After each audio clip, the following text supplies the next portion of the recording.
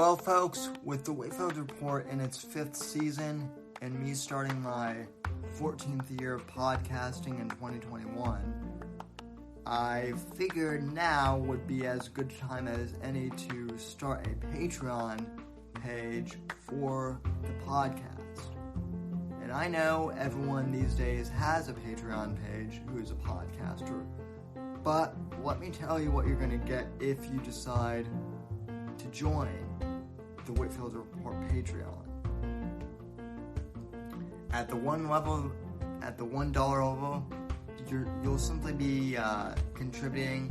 That'll simply be a way of saying thank you, and I appreciate it, but that's that.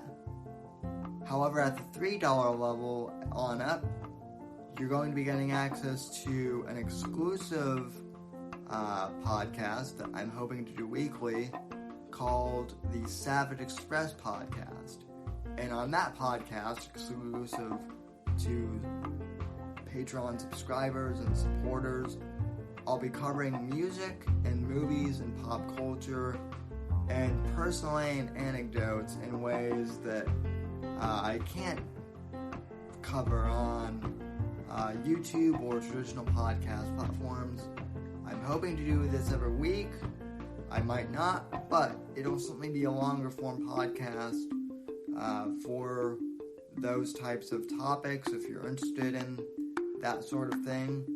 And I also might be re-releasing some episodes of the Whitfield Analysis, my old podcast, re-releasing the back catalog, as it were, digging out some old video clips that I've had in archive for years, and posting all of that exclusively to the Patreon site for you guys. It's going to be a good time, and there are a couple of different tiers you can join in at. I understand if you can't join the Patreon, but if you're able to financially support the show and you want to help out, joining the Patreon would be the best way to do that. So I encourage you to go to patreon.com/Whitfield Report and sign up on one of the tiers today. And again, folks, I want to thank you for supporting the podcast. Thank you for listening to the podcast. And hopefully, I can look forward to your financial contribution, which I deeply appreciate as well. God bless, folks, and God, freedom, legacy in that order.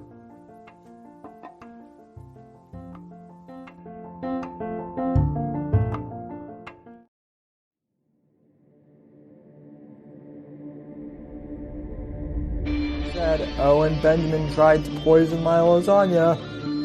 That's how you're going to try and diss someone in a wheelchair? By saying that the wind blew them over? That's your slight jab at me, buddy? Nice try. Must be nice to try and make jokes like that. Found out about Owen Benjamin and the Unbearables. I can't remember exactly who told me about them. It might have been one of them who had reached out to me, actually. Long story short, in like March of 2018, I was looking to, of course, continue building the show, and I was looking for a group of networkers, kind of like-minded creative conservatives, and I was told about the Unbearables. I found out about Owen through the JRE podcast. To be honest, I wasn't really a big fan of him comedically. Like, I thought he was okay, but he wasn't, great. But I kind of liked what he was doing with the whole, anti-trans kids thing. That really spoke out to me. And in the beginning, the Unbearables seemed to be a great network. People who were doing creative stuff like art and design and podcasting and video production, parody, songs, musicianship, in the case of Chuck Forrest, and just late night streams, which was how I met the original DZ guys. Of course, John Neary was my first interview for the brief period of time I was with the Bears. But here's the thing, Owen's not even a conservative. He's a fucking leftist, posing. He's a wolf in sheep's clothing. how dare you? Owen is doing the shit that mass shooters do before they go out and do a school shooting. Here's my manifesto. We need to get rid of the weak people, and I'm not saying he's going to be the one to do this. An Australian man murdered his wife with a pair of scissors, stabbed her in the chest. This is a warning to the general public about Owen Benjamin. We've warned you. How dare you? Must be nice. According to him, the goat urinated on him first, in front of Amy. all this gay talk is pissing off my German Shepherd.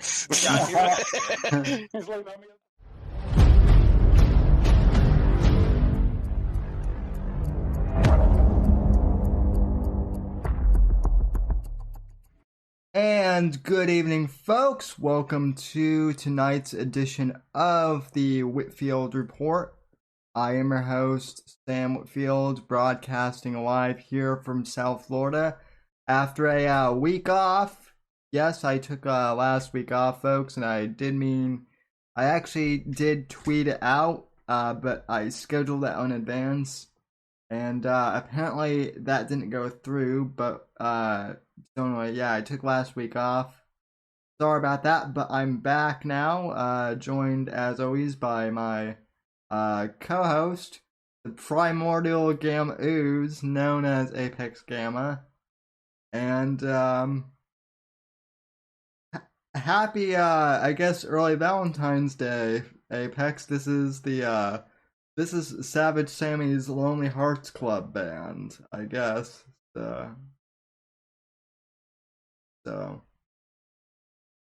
So well, happy singles awareness day to you too. So, but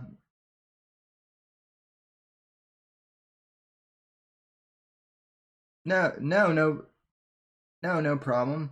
As always, I will try to beat Semper in terms of the contact info, but as always, you can follow me on Twitter and Instagram at SamW_NDC, hashtag Whitfield Report, on Gab and Minds at Sam Whitfield, thesamwhitfield.com, facebook.com/Whitfield Report. Subscribe to the podcast on Apple Podcasts, Spotify, or wherever else you get your podcast from, including, as someone told me yesterday, I guess the podcast is now listed on Audible, so that's cool. And streamlabs.com/The Whitfield Report if you would like to donate and send me a super chat. Oh, and people are saying they can't hear Apex, so hang on, let me fix that for you guys. Yeah, that's I just did a Discord update, so let me Okay, that's why they couldn't hear it. Okay, Bum. Hello, everybody. Hi, chat. Hi, Sammy. Happy Valentine's Day to all of you and you, Sam. I hope everyone's doing well. Well, Go ahead, sorry. I'm doing good, and looks like the chat can hear you now. So we have a pretty crazy week, my friend, I would say. Mm-hmm. Yeah, you could say that a couple more times. Well, half a dozen or so for each number of times that something fucking crazy happened this week. Depending on your barometer. But yeah, I mean where do you want to start, man? Yeah, I mean, I guess where do we want to start? That's the big question. I suppose the thing that people are talking about first and foremost is the fact that Trump got acquitted from impeachment, which I mean, I'm glad. I'm also not really surprised because he didn't do anything criminal. Of course not. per But se. he also won the election. Yeah. But go ahead. Cough, Yeah. cough. I mean, I made a joke on Twitter earlier that now that all the fact checkers are either have been laid off in mass or have committed mass suicide, how about that stolen election, y'all? Because you don't see it anywhere now. Like you don't see that little any sort of disclaimer like anywhere, and I just think it's funny because they that shit was fucking everywhere, uh, literally everywhere. oh, dude, about On anything that it didn't even mention Trump on most of it, or if it did, it just had his name in it. yeah, or would say something like Joe Biden has been declared the winner of the election by the AP News or something like that. Yeah, or the some variation of that. But yeah, I didn't mean to derail. Sorry. But I mean, I guess the only thing I would say is I'm surprised at how many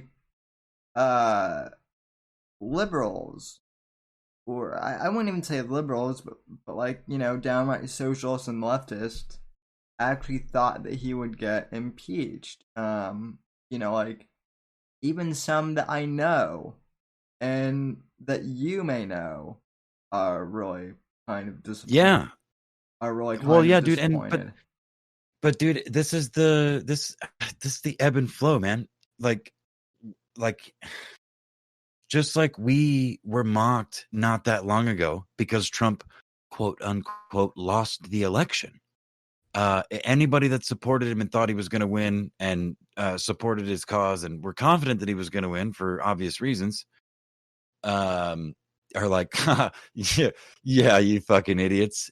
Now it's like, the shoe's kind of on the other foot, so to speak. And Man, there's too many happening. Hold on, I'm sorry. There's too many things happening. I'm losing my train of thought here. Too many screens open. Hold on. your Discord is popping off. I understand how that goes. Yeah. Too. Yeah. Sorry. But yeah, no. So like, yeah, like I mean, I was reading something about how the number of subpoenas that were going to be issued by Trump's team numbered in like somewhere like 300 or something like that, and Nancy Pelosi was among them. And I mean, somebody said on Twitter earlier too, like, I mean, it's a really black pill take, and I don't agree with it, but there's some merit to it, I suppose, on its face. That if Trump was going to get impeached the second time, like if they quote unquote wanted him to, he would have been. But I don't really buy that, man. Like it is not that orchestrated. There is a lot of shit. I'm a firm believer in a lot of conspiracy fact as well as theories. But like I just do not believe in like supernatural control by human beings of other human beings' will. No, I mean if You know what I mean? I mean I think if that were the case, he wouldn't have won the 2016 election either. I mean, believe it or not, and this is what's really kind of funny to me is they still flip the fuck out when you bring up 2016. Still, this day. Well, and I mean, and to be fair, they're probably right to. Just like anybody that's still perhaps, if they're alive and still care, that are hung up on the 2000 election, the Bush Gore election. You know what I mean? Yeah. I heard that for many years in my youth about how I didn't understand or care because I was too busy, riding four-wheelers and getting hurt. But yeah, I don't know, dude. I have this feeling that I don't know. The one thing that seemed clear to me, because I've said this on the show, I guess in so many words before, I think. But I never paid attention to politics. I never cared enough. But the one thing that struck me particularly about President Trump, from the moment he, like, even before he announced his actual run for, his final run into the presidency, was just like, I saw the potential for, I mean, as many people did, is different. He's not, the not a politician meme, which he ultimately kind of became, but ironically became a better diplomat than any other politician in years. And people in many countries I've seen on Twitter talk about that very, ouch, you little shit, that very fact. The North Korea shit, yeah, he didn't really do a whole lot there, but he set foot on their soil. No other, I mean, who the fuck else has done that, for one? And the Middle East deals, and there's anyway, I don't want to get too far off here, but the point though is the dude, I always saw him as like a wrecking ball to this system that we've all been so brainwashed into, and half of us are awake now. Yeah. Half of us get it. And people like me that didn't give a shit, that were just, happy to do drugs and drift through life and not give a fuck and just do what I was told and put the mask on, goy, you fucking idiot. So you can go to the store. I mean, Well, I'm not the only one. Half of us, but that's the thing, is like the wedge is just driven deeper, man. Like people yeah. like me that level-headed ish people that try to see things from as many sides as possible, that I do care about other people's health, but I'm not gonna, like, from everything I learned in biology class, like, there's no reason for everybody to put a diaper over their face if we're not all sick. Otherwise, why do we have any sort of public interaction at all? Which, I mean, we're scaling back to. We're going to be locked in our fucking houses or in our gated communities, segregated by class or race or who the fuck knows, and it'll be justified by equality. It'll be propped up as some sort of equality. I don't know, man. I'm sorry. Well, it's well, it's been too long since we've done a show. I'm rambling. no problem. I enjoy you rambling. I can I can drink this tall boy here and kind of get a little buzzed while you're rambling. But anyway, what I was gonna say, kind of in response to that, is it's interesting because everyone else is getting locked down, but kind of as a nice way to segue in to some of this stuff. All I can say is, I mean, Yes. I've always loved living in Florida. Like ever since I've moved here, like the weather's nice.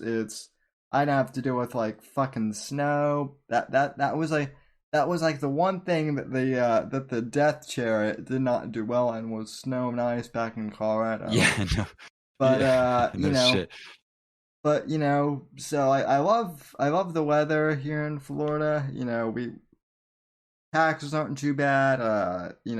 We get. I mean, yeah, we have lots of elderly people here, but we also have some pretty good looking women here, and most importantly, our governor is based as fuck.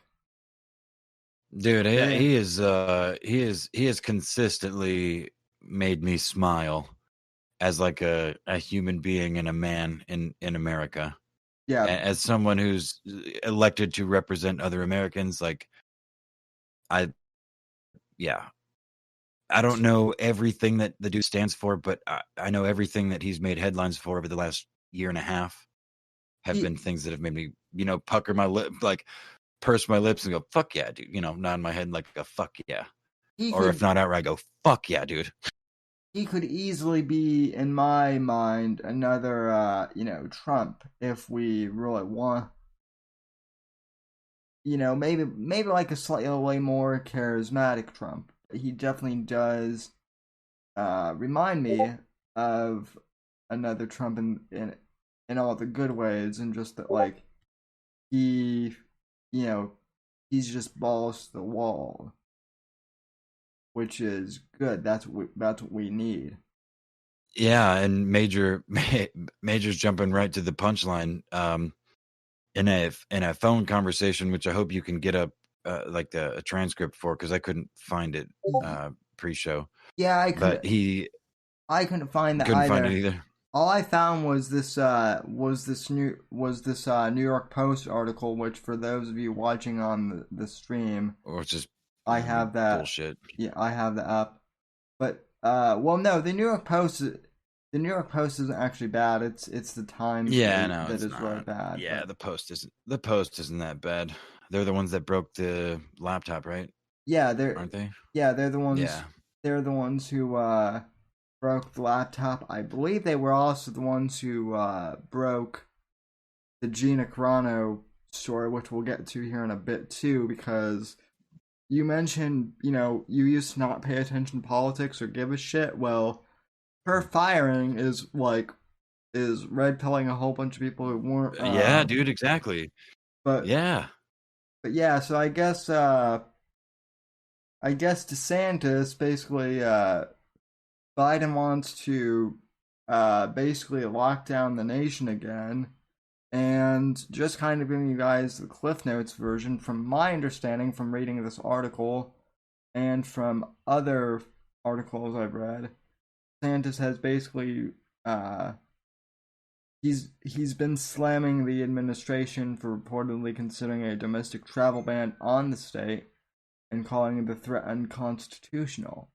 So Biden doesn't want people to travel to Florida because basically there's no mask mandate here, folks, and it is beautiful because I took last week off because my best friend from childhood came into town. So on Saturday night we went out and about on the town, and we went bar hopping, and he couldn't believe that basically in downtown Sarasota there were no people wearing masks, and I actually couldn't believe it either. Right. It was because I hadn't been down there in a while, but it was like pre-COVID time. Like, we stopped in at like a bar that I've gone to a few times, and like people were just in there like having a good time. Like, like people if they had masks, they either had like the bandana thing that you've seen me wearing, or they had like the masks around their neck. But like no one was like really tense about it or anything. And yeah, man, people in Florida just, they don't care. Like even the elderly people here are like, I'm 75 years old, or I'm 80 years old. If I get COVID, then fuck it. So So yeah, to jump to the punchline though, Major pointed it out, and I do want to, because I did see a quote of it, and I kind of took a mental screenshot of it. But there was some sort of conversation about this travel ban, and there was a transcript in which the conversation about the nationwide lockdowns, and DeSantis talking about he kept calling Joe Biden Joe. He kept calling him Joe. And he was like, I'm going to activate the National Guard to protect my citizens' freedom of movement under the Constitution. If you try to do this, this is bullshit, blah blah blah blah. And Joe Biden said, it is, you can call me Mr. President or President Biden. And DeSantis said, you can go fuck yourself, and hung up the phone, by my recollection of the transcript. And yes, Will, I don't have the transcript, and I can't find. I was trying to find audio of it on on the internet or on YouTube, but I guess from what I'm hearing, the go fuck yourself comment from DeSantis actually was legit. So you know, which I as much as I love Trump, do you ever remember Trump just telling like Hillary or someone to go just Go fuck themselves. I mean, at this point, DeSantis might be more base than Trump. So, dude, I don't know that it's the best move, but it is. It resonates with a lot of people, and I think it's a. I would say that it is a good move because that's the kind of politics that built this country. And if you go back in time, as far as you can, and read political feuds, especially on the presidential level, back pre and around World War I and II, that's like the kind of shit that people said about each other. That's where like a lot of slander laws came from. I mean, in some respects, slander. You know what I mean? So I don't know. The machine's been built around. It's hilarious because Twitter is flipping out about DeSantis. Oh my God, DeSantis told the sitting president of the United States to go fuck himself. Oh my God, what's the world coming to? I mean, meanwhile, Thomas Jefferson, or no, it was Alexander Hamilton, was shot in a duel by Aaron Burr, like back in the 1700s. Like, we used to have, like, our politicians used to fucking shoot each other and kill each other when they right. Well, I mean, well, we also used to hit women over the heads with sticks and carry them back to our caves. So there's a such thing as progress. I'm not saying we should stick to all tradition. Like, we shouldn't be maybe we should be dueling in the fucking street. Maybe that's one of the traditions we should have held. I don't know. I'm posing questions here. I'm just saying we should bring back the bonking and dragging back to the cave, though. I will endorse that. I feel like if bringing in the duels might be a bad idea, though, in the age of Twitter, just because like I feel like everyone would be getting killed like every 5 seconds. Like it would be the fucking purge, but on steroids. Bro, that would be perfect, because anybody with a fucking brain would use Twitter like anybody with a brain already uses Twitter, to shit post or to promote something genuine, and not try to grift and gain like some sort of cult follow. I mean, it's all social media is literally the idea of how can I build a cult? Do people like me, and do enough people like me? But shit. Again, the screens, dude. So what you're saying is Teddy Spaghetti wouldn't survive in a Twitter, in like an actual duel, is what you're saying. Well, yes. But another good example, and a real world example for you that's going to be lost on most of the audience, unfortunately, is my good friend Alejandro, that came into the Discord and whose poor brain got melted as a result. And everyone in there is some of this, other than maybe Scorpio. Scorpio's probably the hardest edged person in there. But like he just he couldn't wrap his head around like the sense of humor, the way we joke about things. I mean, even there are other leftists in both mine and your Discord that agree on many levels with him, but still have an ability to, I mean, maybe not laugh, but at least not lose their fucking mind at something that they don't think is funny, and that they think you shouldn't think is funny. Yeah, they at least know that we're joking, I think. Mm-hmm. There's a general acceptance of, okay, I don't think these people are bad people, and because I don't get why they think this is funny, I'm not going to assume that they're bad people just because of that, because of other things that, other discussions that have been had, other topics we've talked about, etc.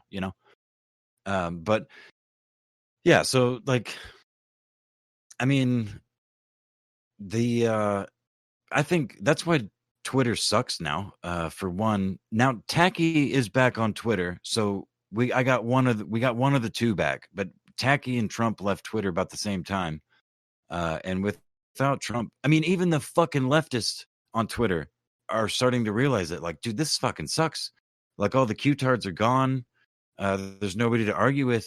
Trump, I have nothing to react to, 5 times a day, 6 times a day for every fucking tweet. Well, it's just now I have to look in the mirror at all the shit that I've been supporting, and this sucks. Well, I don't like this anymore. Well, that's almost true. That they have one more person they can go after, but this person doesn't give a shit. I mean, because she's a fucking badass, and I love how we're just segueing into everything. So, I canceled my Disney Plus subscription this morning, like at 1 a.m.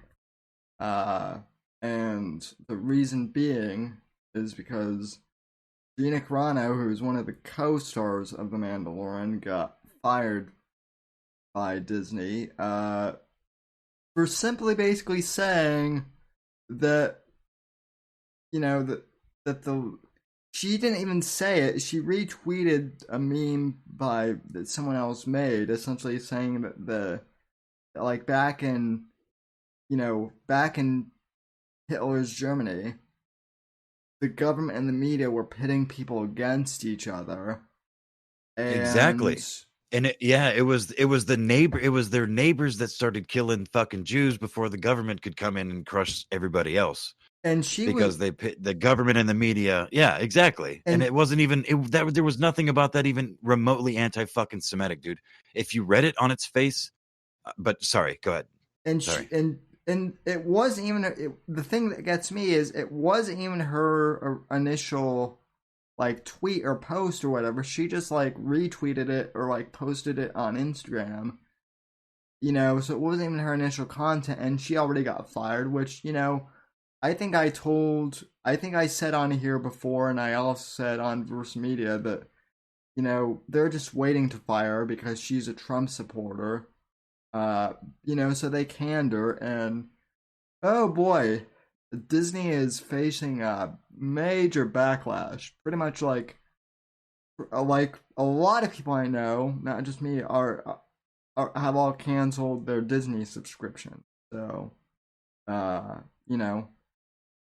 them. And now the ironic thing is, for someone who is, quote unquote an anti-Semite, she also got hired by Ben Shapiro on the Daily Wire, who is just as much of a Jew as you can get. And look, I know that there are lots of people in this audience who don't necessarily like Ben, but skipping... It's not about not liking Ben. It's about Ben potentially being of a cut of cloth of Hebrew that might support anti-Hebrews for pro-Hebrew, projection into the future. Well, I will say in regards to that I have talked to John Eric Hayden, and I have both talked to Jeremy Boring before, and he seems kind of on the up and up, even if Ben isn't. But I mean, say what you will about the Daily Wire, the fact that they're basically making a movie studio to combat some of the Hollywood stuff, I'm intrigued, to say the least, and the fact that they got Gina. I mean, I'm certainly curious, to say the least. Aren't you even a little curious, Apex? No. Honestly, no, I'm not. I don't care. Because unfortunately, man, I'm kind of dead inside, and the only thing that I enjoy are the things that I enjoyed when I was still alive, years ago. So nostalgia is the only thing that really exists for me. The Mandalorian was mostly shit. I mean, the second season was better, because it was a little, uh, just there was a little more going on, a little more to look at. I guess I just don't care, man. Like Star Wars was never that big for me. Star Trek was never that big for me. They have a place in my heart, but like, I mean, I was on a skateboard or on a four-wheeler or Yeah. in a deer stand or something, I mean, I watched all that shit, but I don't know, man. Like they just don't mean that much to me. And especially actors and actresses, none of it's all fucking grifter bullshit. Like, uh, I think that this woman has pulled exactly the same sort of move that Owen Benjamin did. I mean, she didn't get rightfully canceled, but she saw how fucking, I mean, maybe was even informed by Ben Shapiro. Look at all these examples of people being canceled and how much fucking money they made after they did get canceled, quote unquote, canceled, and then made more money than they did before they got canceled, like Owen Benjamin. I You know, mean, again, yeah, I mean that is a fair point. I'll acknowledge that, but also Owen was like what a a B, extra at the best. We're talking a woman who was who was at the top of the UFC of 5 years ago, and then well more than that, but then also like she's in pretty much like an A-list movie star kind of. So this isn't fucking Owen making a 5 minute cameo in the house or anything. I don't know, man. I'm just curious more than anything, but I think the bigger point too is you mentioned earlier that like you don't pay much attention to you know that like prior to really getting into this stuff you didn't pay much attention to uh politics and whatnot. I think now right. the big effect that I'm hearing is like even from like some of my non-political friends, they're saying stuff like, well, she got fired for that. That seems a little Right. that seems a little extreme. And so, say what you will about her, say what you will about Ben. I think to me that's the bigger point is that like more and more normies are waking up to, oh shit, normal people actually are getting fucking canceled for Yeah, this. well, exactly. But dude, Sawson brings up a good point, dude. The Overton, the shit is all, it is all like amorphous, dude. It is moving in real time. The word canceled, just like the word racist, just like so many other things, don't canceled now. The word really canceled means banks not working with you, not fucking Yeah. giving you your money. Like legitimately the people that run the fucking money denying you access to money. Well, That's what canceled means now. Not losing your fucking Instagram, not losing your goddamn Twitter account or your YouTube channel. But when banks don't work with you, I mean, well, like, I don't know, like how else do you make money? You know how you make money? You pick up a fucking chainsaw and you go and you cut your neighbor's trees down when they after consenting to do so and make money I mean, or something, break the fucking leaves up, mow their fucking yard, do some electric. I mean, you got a skill. It can be exploited. yeah. You don't need the fucking banks. I People mean, have money. Other people have bank accounts. well, Sorry. but I mean, we could go off onto a whole nother tangent about that and Yeah, don't let me keep talking. Otherwise, we will. about about the whole currency thing because that's what my IRL friend Luke is into. He's kind of red pilled on the whole currency thing as of late. I mean, but yeah, I mean, cancel culture is taking a, it's really it's a multifaceted thing now, honestly. And I mean, to your point about nostalgia, Apex, I mean, I'm not as dead inside as you are, but like basically now I basically just watch like all the movies and shows from like my childhood and and prior to that even. I mean, because and I've said this before, but there's nothing good on anymore. But sometimes like I do have to turn my Very little. Yeah, there's very little good on. And that's the thing, is there's been some gems, man. Breaking Bad. I'm so fucking glad that I tuned into Breaking Bad. Game of Thrones, the first 3 seasons, maybe 4. Yeah, but think about this. Like like Breaking Bad was over 10 fucking years ago, man. Like Breaking Bad is now considered nostalgia, I guess. I mean, so that just goes to show,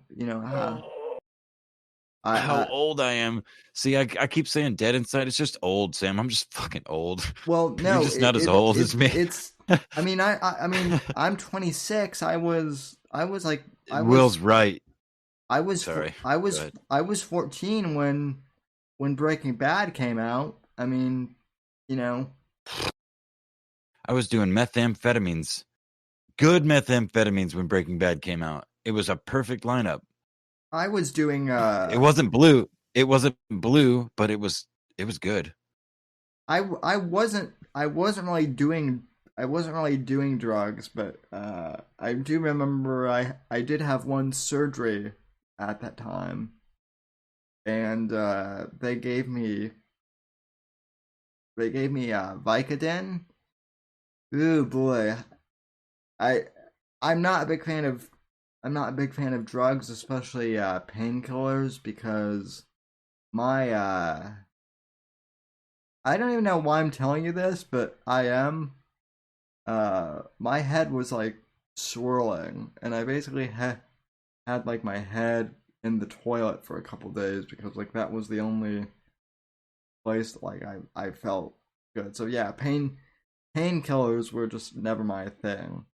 So as much as I like to reference Doctor House, I can't do painkillers at all. So Bummer. Anyway, I need you to talk for 30 seconds because I have to walk away. so But anyway, no, let me get you going on something.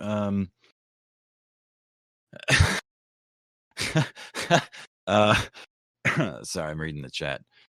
Sunny I'm is in the chat. She's yeah. and she's awesome. She can crochet and host a show and crochet and chat in a show. Yeah, I mean, how fucking trad Chad wife is that? I mean my Um, my friend Doctor House, keeps like, doing inappropriate things during that stream, which he shouldn't, but that that's here nor there. And and she's absolutely right. I actually want to read what she says.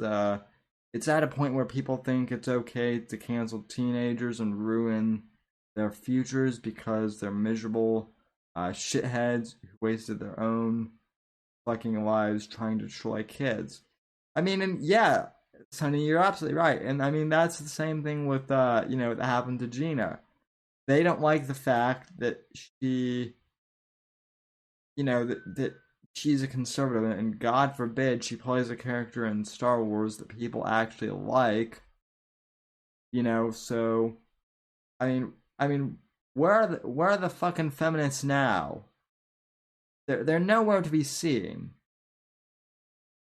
Where oh where no, they don't give a shit. No, they don't. It's no, dude. It's the selective shit. I mean, it depends on how it's framed. right.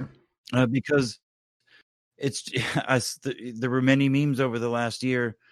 They were like, counterculture used to be, the opposite of what every single major corporation in the country and the main bodies of the federal government were promoting, Black Lives Matter, shit like that. Nike and KFC with their inadvertently racist fucking chicken wing making a fist. Oh fuck yeah, I remember that now. That was fucking great. That was so good, dude. Oh god, dude. You know what? I'm sorry, but I think 2020 was going to be way better than 2021.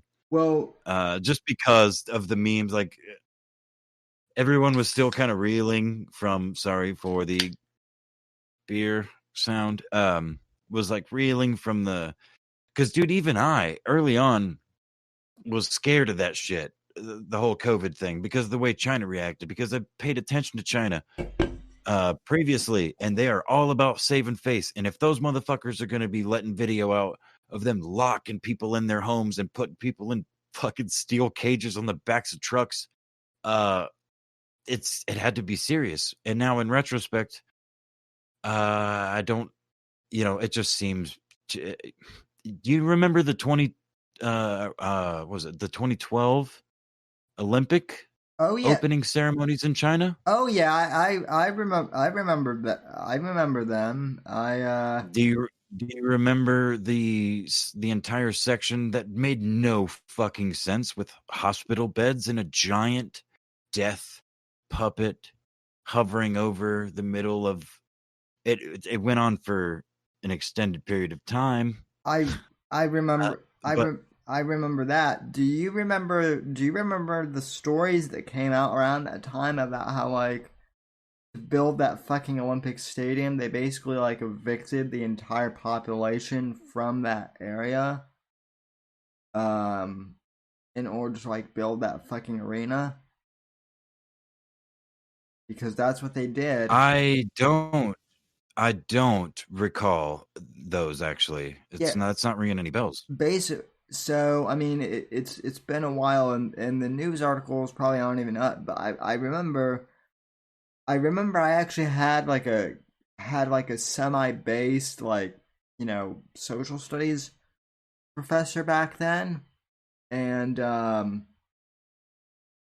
he actually like printed out this article, and basically like the premise of it. Now keep in mind, this was like the same year as the Olympics, and it was like a I can't remember where the article was even from, but it basically talked how like there was a large swath of like 2 or 3 city blocks that just got like demolished, and the people weren't like compensated or anything. Like, people were literally made homeless in China so that Olympic stadium that they built could be built, basically. And that just goes to show how much China cares about their people. Well, dude, I mean, I remember when was the Brazil? Was it there was a Brazil Olympics, right? Yeah, that somewhere Sao Paulo, or somewhere in Brazil, right? Yeah. When was that one? That one was like a year or two later. So. Well, the Olympics is every 4 years, so I have to look that up now, because that's the one that I remember. They've spent like so many millions, or maybe even, I don't even remember. It's millions for sure, hundreds of millions of dollars on the stadium and the grounds and it's now, I mean, even now, I was in 2016. Yeah. Okay, that's what I thought. So it was the very next Olympics. That's the one that I remember the stories about, where like people, like slave labor and shit, and now, dude, just fucking 5 years later, it is literally in ruin. It looks like fucking there's nothing there. It's just all these facades, these steel and concrete structures with plants building around them. There's no civilization anywhere around. They built it in the middle of nowhere on purpose, so it couldn't be used. It's fucked up, dude. Like, but anyway, no, like if you watch the 2012 opening ceremony, and it's so fucked up, dude. Cartman was right. South Park fucking did an episode about the China's opening ceremony. That's the one where fucking Butters gets his dick shot, or Butters shoots the couple dudes' dicks off. You know, Oh, they hold right, up the right. Chinese restaurant. Oh, wait, Yeah, wait. because I do have to correct something real quick. That was actually the 2008 Olympics. I'm looking here. Yeah, is it 2008? yeah, Okay, I'm sorry. yeah. My bad. The 2012 Olympics. Someone in the chat commented that the 2012 Olympics were in England, and yeah, you're right. Oh, It, that's right. That's it, right. That's right. I'm sorry. but yeah, it's still like So, but 2008 was another interesting year. What else happened in 2008, Sam? In your world? I mean, Breaking Bad came out, and Barack Obama was elected. Oh, that's right. Barack Obama was elected president. That's weird how shit lines up like that. But anyway, if you guys go back and watch that, if you can find the whole opening ceremony, it's fucking creepy as shit. It was creepy as shit back then, which is why I thought it was funny as an episode of South Park. But again, looking back, and that whole scene specifically, it didn't make sense. It was something to do with like healing the world, like it was like an overtone of world peace or something like that. But then they brought out at least dozens of hospital beds with, the antique looking hospital beds with nurses and shit, and this huge fucking death puppet. Like it was like it was huge, dude, standing in the middle. Oh, dude, it again, at the time watching it was like, what the fuck is this, dude? And I was probably laughing and stoned and, fucking 20 something years old, not giving a fuck about anything. So I probably wasn't paying any attention. So, but now again, looking back on it, it's just, dude, I don't know. It's weird. Yeah, yeah. Yeah, man. Go ahead, sir. 2008 was a weird year. And pardon me, I'm for those of you listening on the podcast, I'm trying to stifle a laugh here, but it's hard not to because the interest of stuff just said that men are better at being pregnant than women. Changed my mind. Yeah, and I counter that with men are better at everything. Changed my mind. Well, yeah.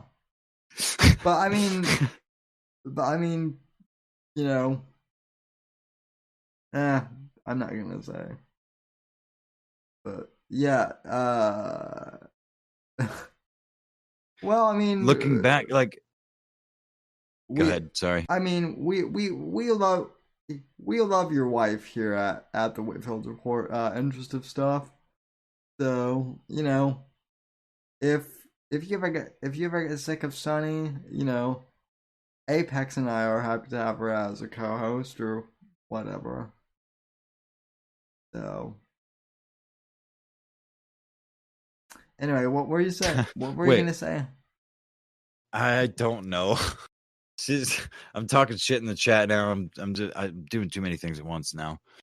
But no, I was gonna call. Oh, that's right, Smiley, I think, or someone in the chat had said, or Caretaker, the enormous Grim Reaper was too much.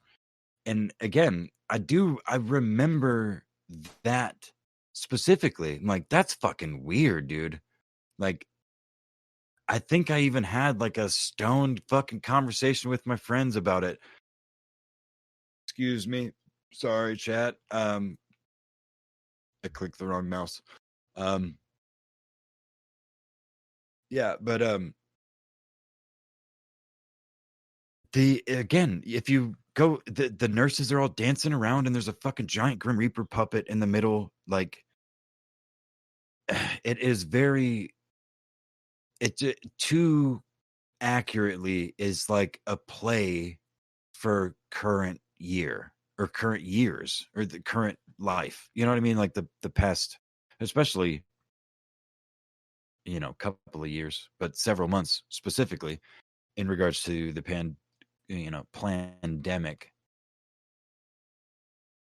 Yeah, You well, know. to me, it almost seems like, I don't know, some of this stuff might have been, predicted a bit. Um, because like with the dancing nurses and whatnot, I mean, and I do remember that now, and now all I can think is, well, shit. Now we have like all those dancing nurses on fucking TikTok, and whatnot. So Oh, but we're overwhelmed, dude. The hospitals are fucking swamped. They can't even like. They're overwhelmed. There are nurses. They are crying on TikTok now you know, because they watched someone die. yeah. I mean, interest of stuff. Stop it. I know that interest of stuff. I know that you're the one who does the TikTok videos on your show, but have you covered the TikTok nurses thing yet? Because that's the one thing that I would love to see you do in interest of stuff. I'm certain. I would hope that he has, because there are thousands of those over the last year. Yeah, I mean, Plus it's year and a half. It's almost become like a meme. Shush. No, I mean it literally is. This year's been great for people like me with a nurse fetish. Hello, nurse. Well, I mean, I think to be fair, I think every dude has a nurse fetish to one. Well, listen, every nurse has a dude fetish too, even the guys. True. Just saying. That's also true. Right? Yeah. I speak wisdom on this show, Sam. That's why you have me here. Mm-hmm. You do. All right. So we got way off. Where are we going? What are we at? Only Well, I can only come so much in one show, Sam. All right, let's move it on so we can make him come one more time. We already got DeSantis. That we have not talked about. Biden supposedly or allegedly so far, and I haven't seen any official reports, but in I posted it on the Discord. I think it was from some military website, but the National Guard intends to ask thousands of this was the follow up to the thousands. DeSantis thing. Yeah, they intend to ask thousands of soldiers to remain in Washington, D.C. to defend the Capitol, which doesn't make any sense to me because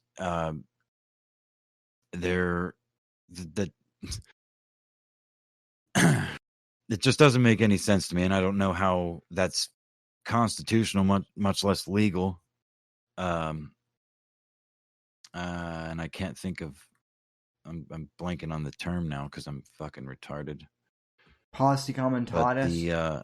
But posse comitatus. Yeah, which has been, rewritten a couple of times recently to include things like the Insurrection Act.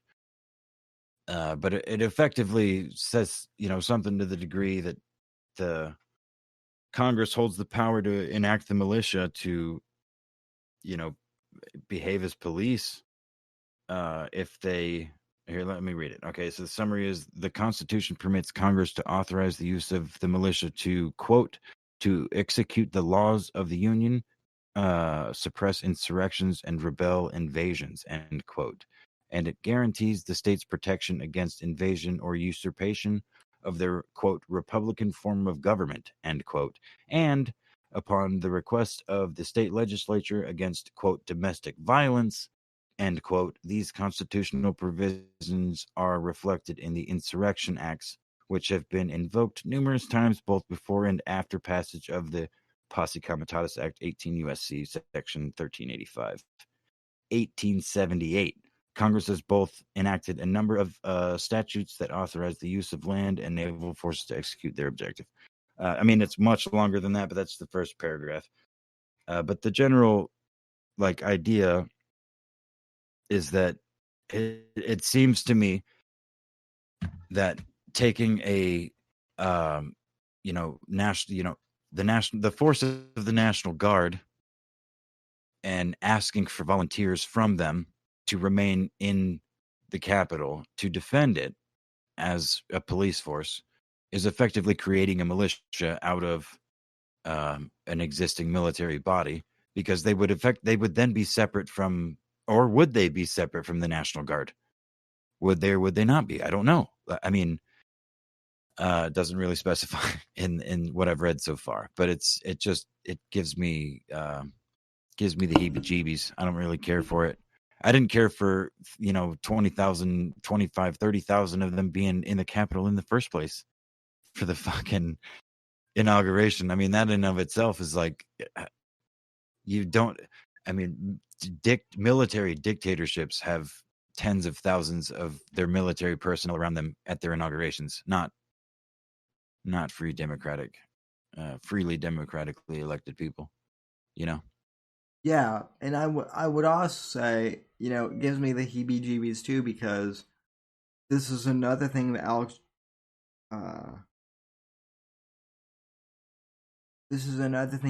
Jones predicted too, that the Democrats would, get into power, and then they would call in the the National Guard and use it as a police force.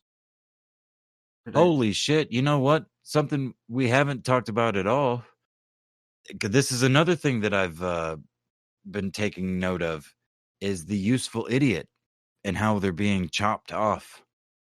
And Mr. Cuomo, the governor of New York, appears to be their most recent sacrificial lamb, because he held up that nursing home shit, held up just long enough. Just long enough to get Trump out of office officially, get it set in the minds of the public. Now that motherfucker's gonna go down.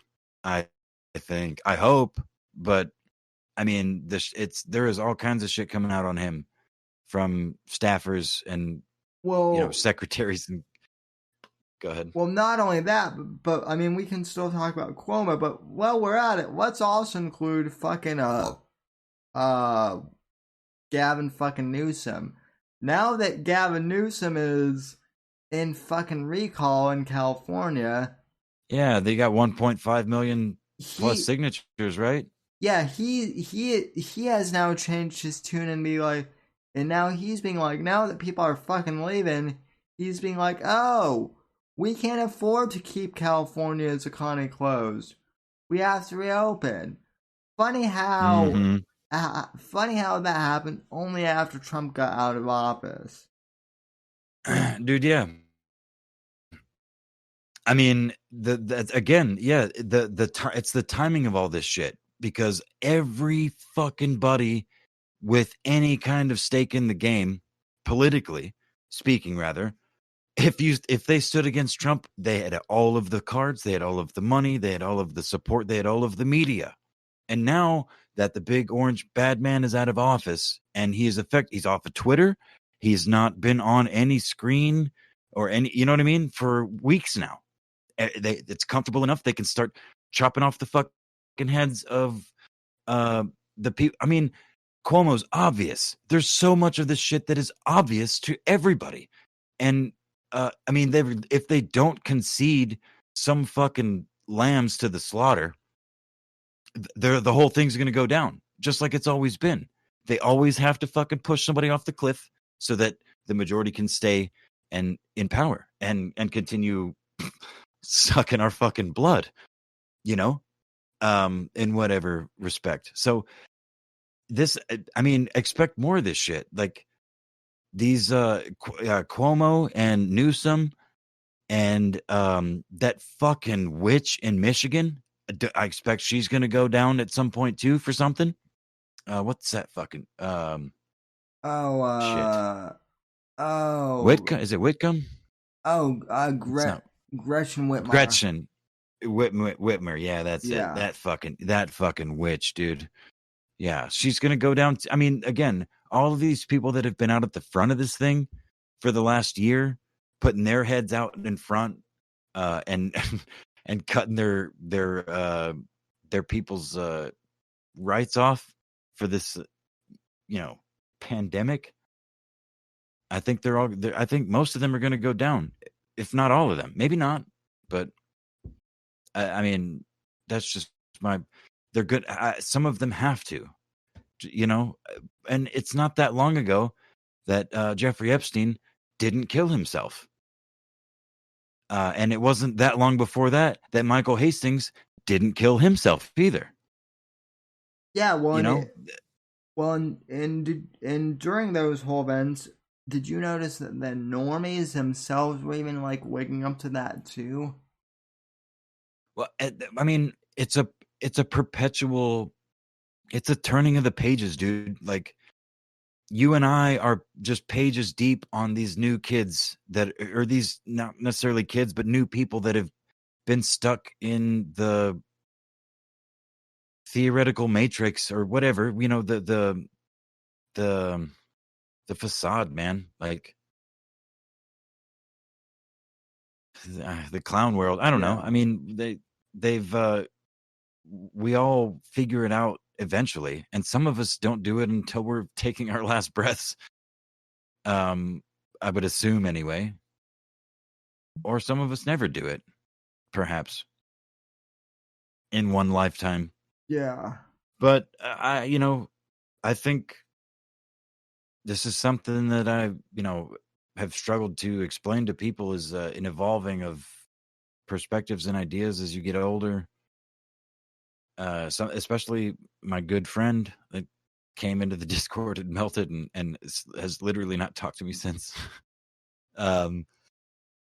Is like, Ooh. just because you had the ideas as a kid. I mean, I don't know who said it originally, but there's some like philosophy or saying that, like, find me a young man that's not a liberal, and I'll find you a young man without a soul, or without a heart, and that point me to that same man as an old man, or find me an old man that's not a conservative, and I'll show you a man that has no brain, or something like that. Like, you're supposed to be like idealistic as a kid, as a youth. You know what I mean? You're supposed to have grand ideals. You're literally that's good. You shouldn't. I mean, they should be grounded, but you should effectively the world should be your oyster as a young person. And the older you get, that oyster becomes something different, and you either pick something or you just ignore the oyster altogether and you just go fucking get drunk with the mermaids. Yeah, or something. Yeah, but see the fucking difference between like when I was, I mean, and I still kind of am young and idealistic somewhat, but the difference You are, dude. But the difference is like, I don't want to fucking destroy other people to, like, fucking do it either. I don't want to deperson people to do it, and that's where like a lot of, I can say the same thing for a lot of my peers. They're okay with unpersoning people because they're so they're so fucking egotistical, that their way is the right way. That. Well, yeah, dude. I think that's a disease of the internet, man. Because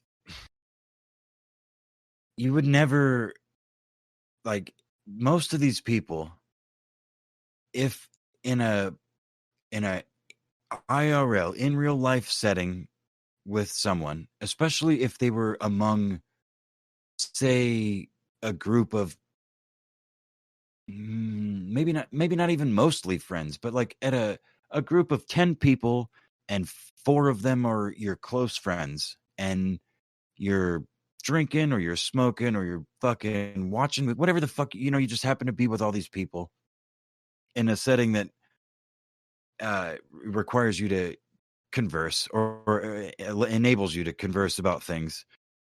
Football game, Super Bowl, that's a good one. You know what I mean? You end up talking about anything political, something political or whatever, most of these fucking douchebags would not Well, react the way that they do on the internet. well, And it's why I say they react the way that they wish they could in their head on the internet. And they take that in real life situation in which they fucking acted like a bitch in their own mind, in their own perspective. They didn't stand up for what they believed, so then they will take it out on the internet because they can't do it in real life. I mean, that I find that to be that actually translates pretty commonly to a lot of people that have interacted with both online and real life. So it's just, well, you want to know what's funny though is so I miss the days when you could like go to a sporting event or you could like watch a movie and not have politics come up. Okay, so when I was at the Super Bowl party in my neighborhood, and yes, I did root for Tampa because let's face of course, I did too. I live here in Tom Brady's white. Yeah. Sorry, no, I'm just kidding. No, he is. I actually do want to say something about that though. He's a Trump supporter. He's a Christian. I mean, he kisses his fucking kids on the mouth. That's fucking weird, man. But I'm not gonna judge. Not, that's the Christian way. Well, I'm down with that. Yeah, he's not as weird as some of these other people, but I digress. So people in my neighborhood, they know who I am. They know that I have a show. I did not bring politics up once during the Super Bowl party, not once. But the two fucking liberals at the party were like, "Oh, you'll not like Brady because he's a Trump supporter, man." And I'm just, you should have been like, "No, man, I like him because he's fucking white." I don't like them. I don't like them dark skinned boys. No. See, they would have. They wouldn't know what to do because you're in a wheelchair, Sam. I actually told him. You got to up the ante. I actually told him I said I respect Brady out of the fact that he has his wife is a piece of ass. So even at Oh, he's got the spice melange, bro. Oh yeah. He and Gronk South Park both. called that too. So. Yeah, South Park called that too 10 fucking years ago. Spice melange.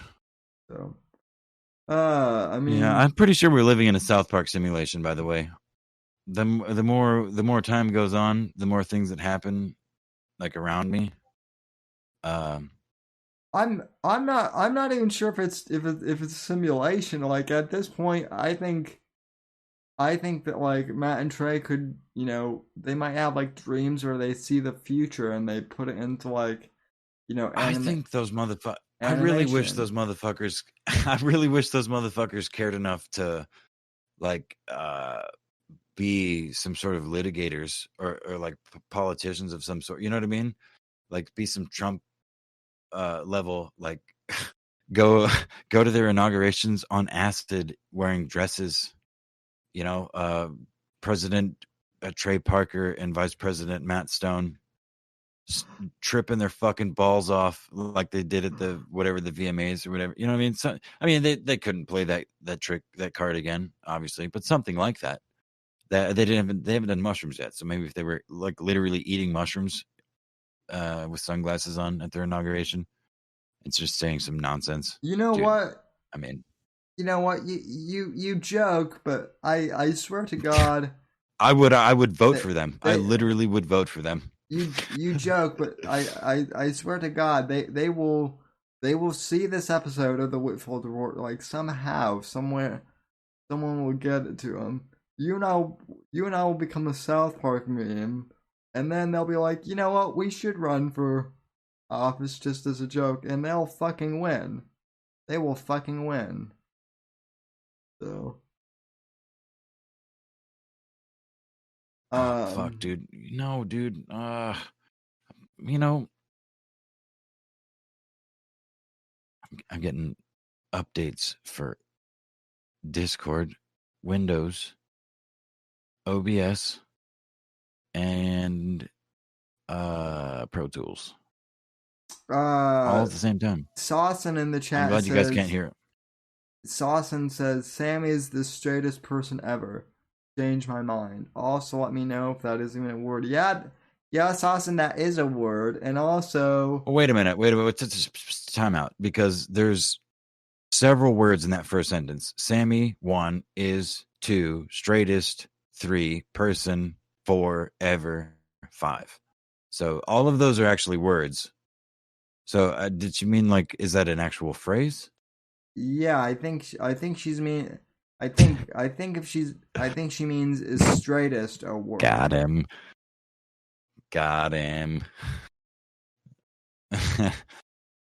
Just kidding. And yes. I have to pee. Talk to the chat. Anyway, no. I'm not gonna do that. I'll do the same thing. You didn't even know I left last time. Okay, I got you going on something. And... Don't. Yeah, go to the bathroom, Apex. Don't urinate yourself or whatever. Yeah. Oh man, I'll no, dude. I'd pee in a shoe or something if I had to.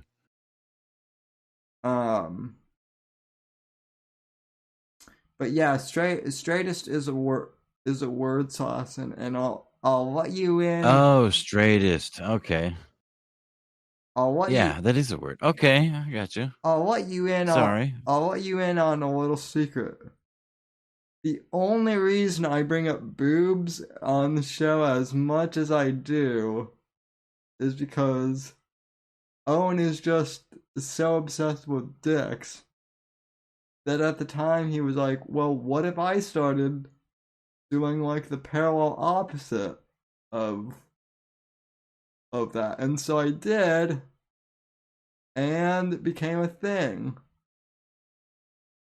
So and now everyone in the chat is talking about peeing in jugs. So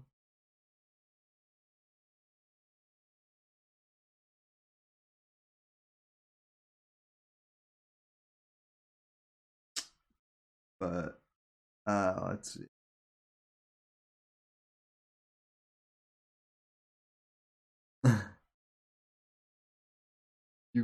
Eliza came back to boobs and she's not surprised at all. No.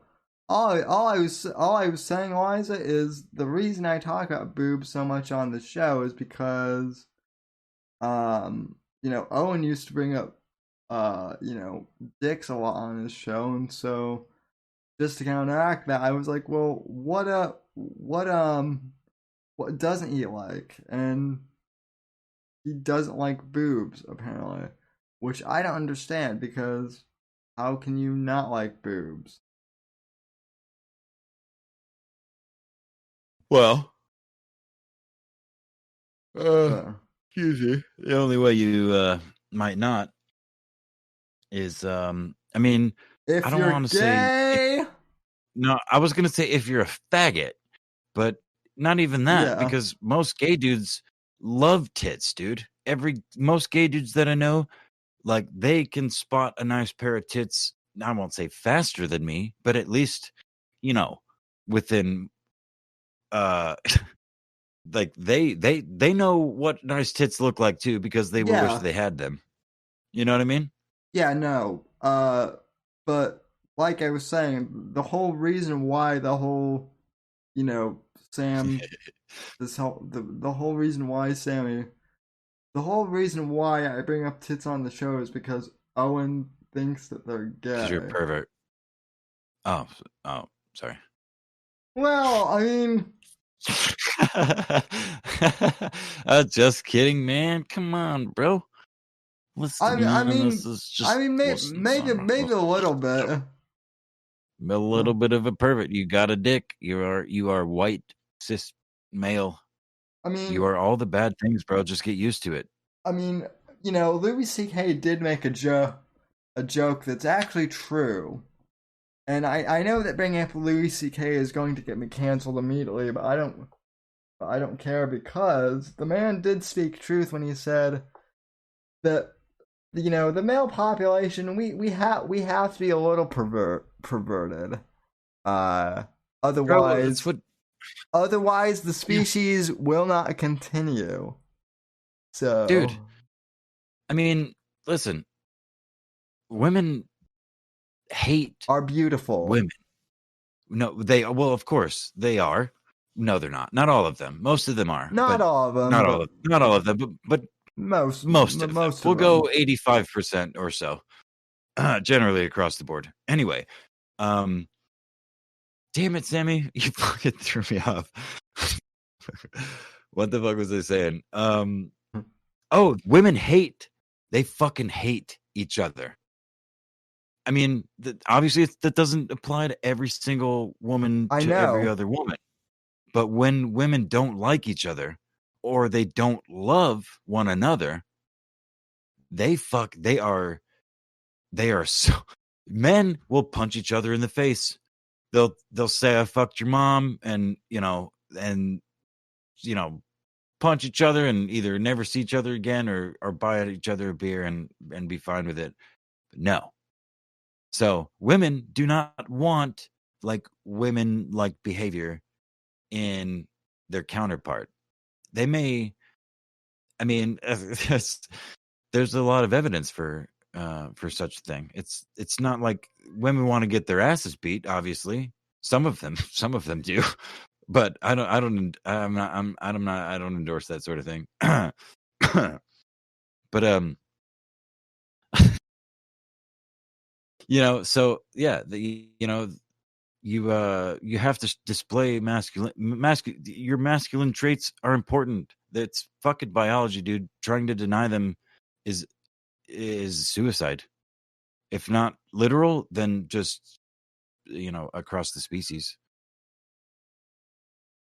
Owen's Yeah. back on YouTube.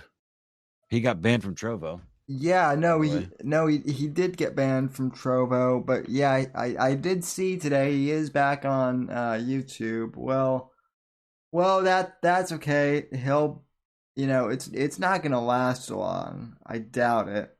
No, no, Liza. I was trying not to make super sexist jokes. I was coughing the jokes away. And Oh, the Sonny also said that Jeremy has like a shirt that says boobs on a calculator. Somehow I'm not surprised by that. I'm not only am I not surprised by that, I would be more shocked if Jeremy didn't have a shirt that said boobs, spelled out with the calculator on it. But upside down calculator. yeah. 8008. 58008. Yeah. Yeah, 8008S or 80085. I Yeah. guess it would be five. It would be 58008 and then upside down, right? Or Yeah. no? I don't remember. Yes, I did, Eliza. No, I mansplained my joke. No, I'm sorry. Oh yeah, I did. I'm sorry. anyway, dude, we've only been going for an hour and a half. Is that really all that we've done? Yeah. Wow, Yeah. we actually got through all of our topics in less than like 3 hours. That was impressive. Well, we jumped through a couple of them because we're both retarded. But I think or we're genius savants. that throw autist in there and I would co-sign it. Yeah, I mean, Silence. I mean, we're either retarded or we're geniuses. Maybe we're both. So. What about a retarded genius? I can't think of something smart to say. Sorry, I was going to try an could autistic work. voice. The square root of pi is 4.2876535. Oh, so Elon was on Rogan's podcast yesterday, I guess.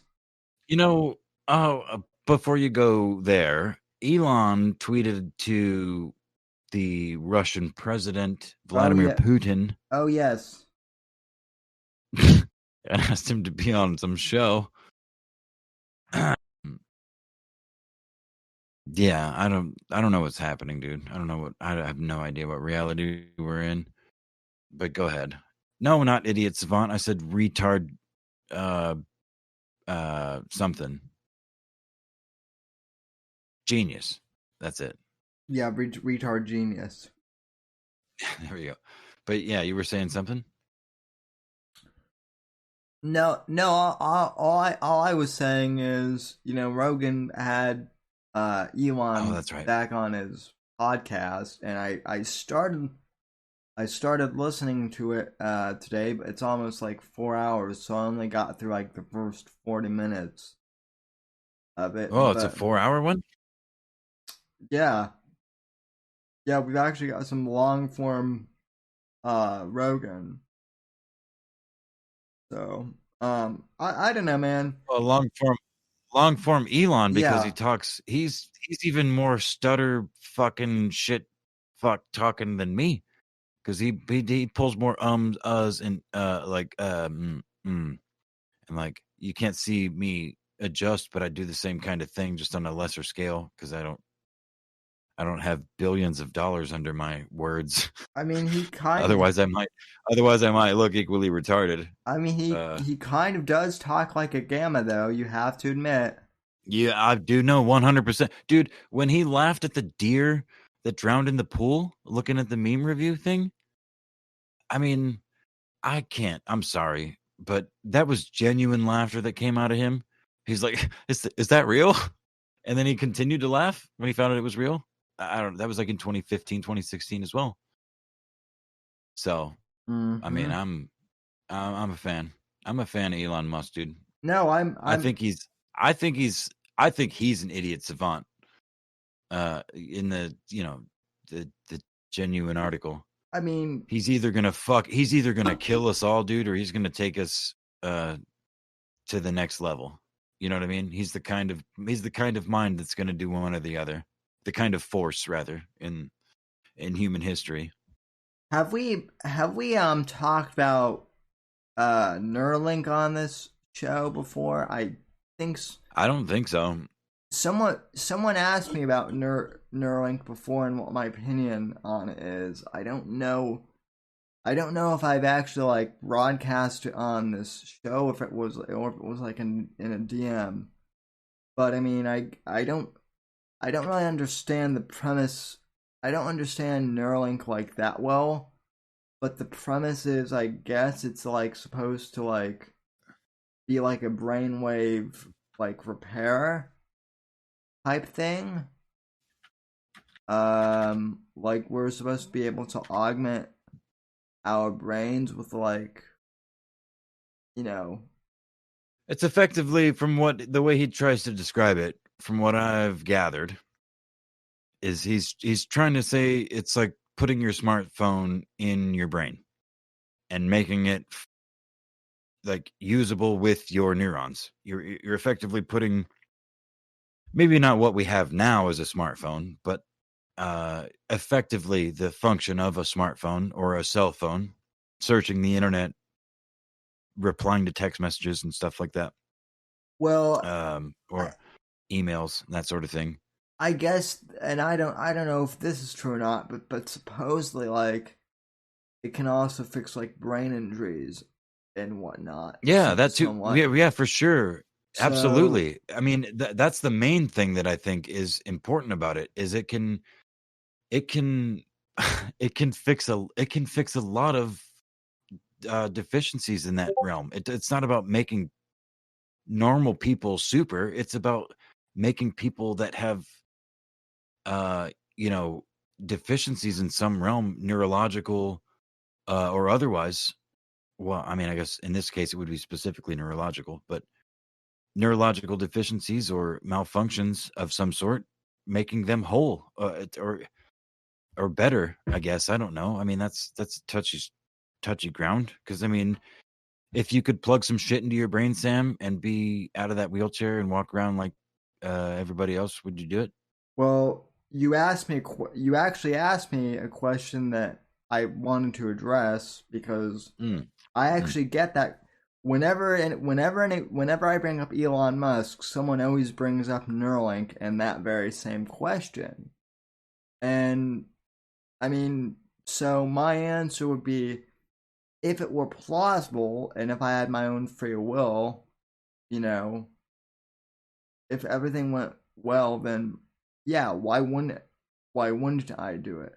But I'm also at the point in my life where I'm not like I'm not holding out I'm not like I'm not holding out hope that that will, that Neuralink will become a thing, that I can, get access to, because it might not be, but if it does happen, cool. I'd love to be able to use it and interface with it.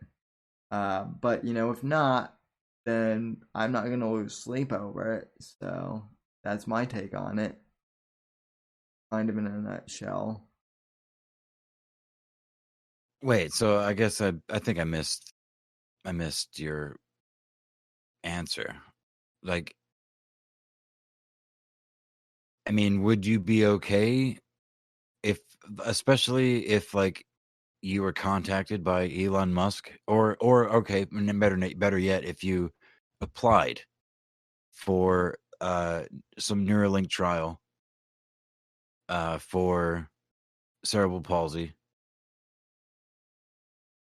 patients, you know what I mean? Like, and they provided you all the evidence and documentation, blah blah blah. You were comfortable with it. I mean, that's a bad way to frame it, because if you were comfortable with it, obviously you would do it. What I mean, you're asking if I would do it, I'm essentially, right? asking I'm asking if you like if that prospect is interesting to you, not necessarily if you were presented with like the perfect opportunity to to better yourself, because literally everybody would do that. I think genuinely, not just someone in a wheelchair, not even just able-bodied people, not even someone in a bedridden. I mean, I think everybody would take the opportunity to be better in some way via a fucking insert. Just stick a like a N64 cartridge into my fucking brain, effectively, and make me better. But I guess my question really is, does the prospect of that hold any appeal to you? Like, not necessarily would you do it, but is that something that you think about in consideration to the Neuralink hypothesis? Is that something you hope for? Maybe not It's even necessarily for you, but for other, for future generations. I mean, again, that's not really a fair question either, because I sure hope that, but Yeah, I mean, it's something. sorry. It's something I have certainly. It's something I have certainly thought about, but it's also something like I've thought like, well, I wouldn't want anyone to I wouldn't want anyone to like, hack me or anything like that either. So, Sure. um, Well, I mean, I would. I think that's like what I like would what hope that. like would someone turn me into like a cyber, assassin or anything like that? I'm not sure. So, Especially with that chair, bro. Fuck. Yeah, man. I don't know. I guess it's kind of a silly question. I just was. no, no, but you're asking a question that I've asked myself like a couple of times. So, um, Well, it's never been asked to you in my voice or the way that I asked it. So I was, Let's see. I don't know, dude. Like, I mean, if I, like, for me personally, if, like, the idea of,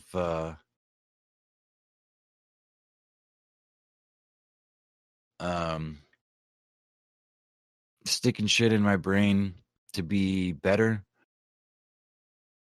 as a able-bodied person, like, right now, I don't see any reason to. But Well, if it were well vetted, I mean, I'm not an experimental type of person. If I'm not one to adopt early tech, I'm not buying. I didn't not buying the first fucking PlayStation 5. I didn't buy the first PlayStation 4. I didn't buy the first PlayStation 3. I waited well over a year. Same with most tech. I think it would be the same with Neuralink for me. If it became, I would wait an extended period of yeah, time, probably longer than a cell phone. But 2-3 years, 5 maybe, and as long as they don't turn into cyborg fucking killing machines, easily. You fucking monsters, knock it off. he's talking. As long as it. He's talking Sorry, to. I'm talking to my grabies.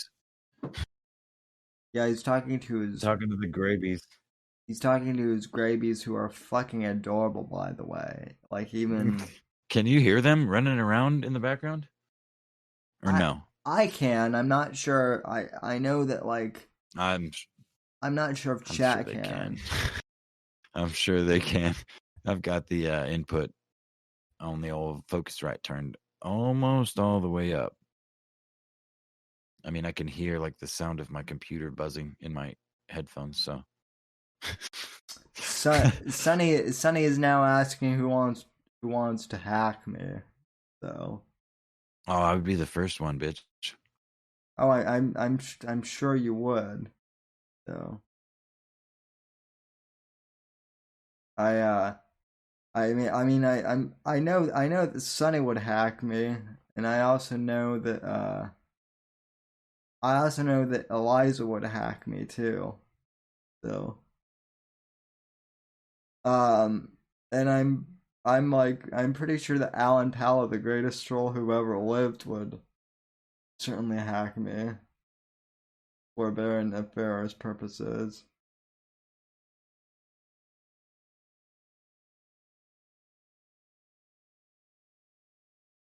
Whoops, sorry, I was muted.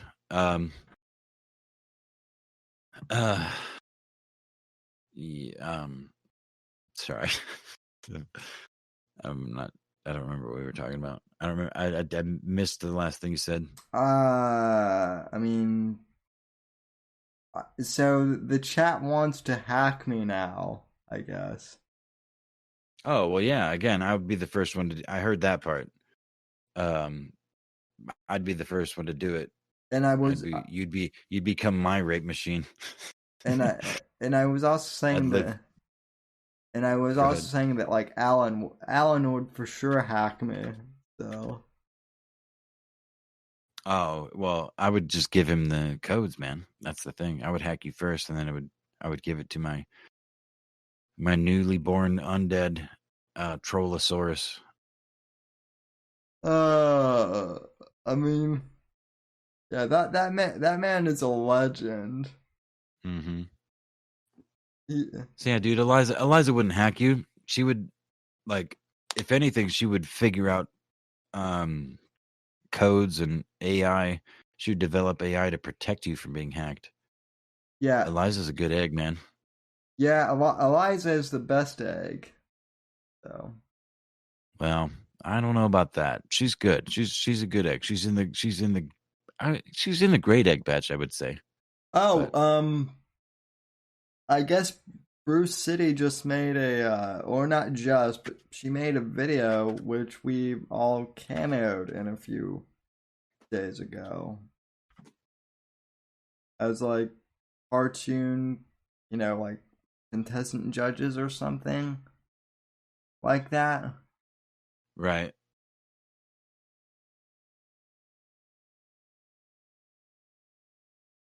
Yeah. So, Wait, was that a question? well, no, I was just wondering if you've if you've seen her, like, if you've seen that video or whatnot. I don't know. It was kind of a question slash comment, I guess. On which video? I'm sorry. Again, too many screens. I really got to stop doing this. It was like her top, like, it was like her top 5 vids of 2020. Whose? Bruce Cities, I guess. Bruise. Yeah. And which? Okay. And which one are we talking about now? Play it. Yeah, play it for the chat, man. Okay. Yeah. Let me try and find it. And I'll send you the link on. Well, I'll just mute my mic and I'll watch it on a delay. Oh wait, no. The ones that she selected, the chat selected. She did like a 5-part series of top videos of 2020. Yeah. And then, well, yeah. I watched that one. Yeah. Fucking yeah. Of course. yeah. I mean, I'm not gonna lie. I was really bummed that the only one I had a part in was not in there, but they're all fucking legendary, and it was a great video. So, but absolutely play it for the chat. She made me. She made me like a judge in the beginning. Yeah. I guess. So. Let me. Yeah. No, I watched it, and it's good. It's great. She fucking basically everything she fucking puts out. She's really good at what she does. She also like, I guess she's been filming stuff for like a long time too. Like she has like Yeah, I was aware of that actually too. Yeah, that's the thing. She's been a wunderkind for a long time. She's just now evolving into, her final forms. So she's been on this path for a long time, by my understanding. Anyway.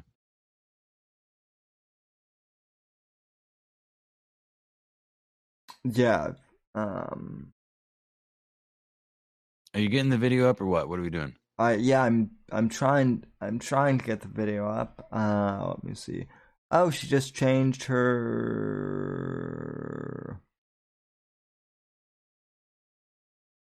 Yeah, she just changed her. All right, state your name and power. Okay. Yeah, this is it. Let me pop it into the other window.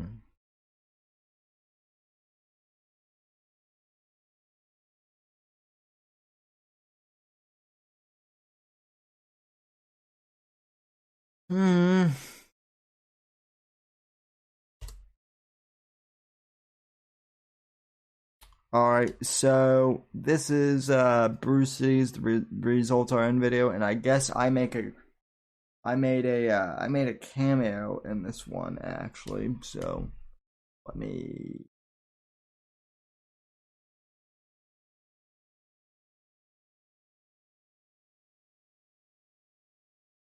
All right. Holy cow! Why do I have so many messages in Discord? Never mind. Fucking Discord, man.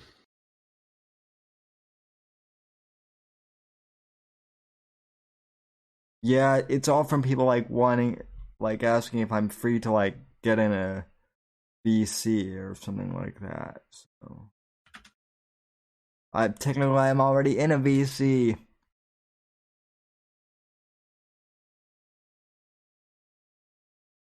Oh,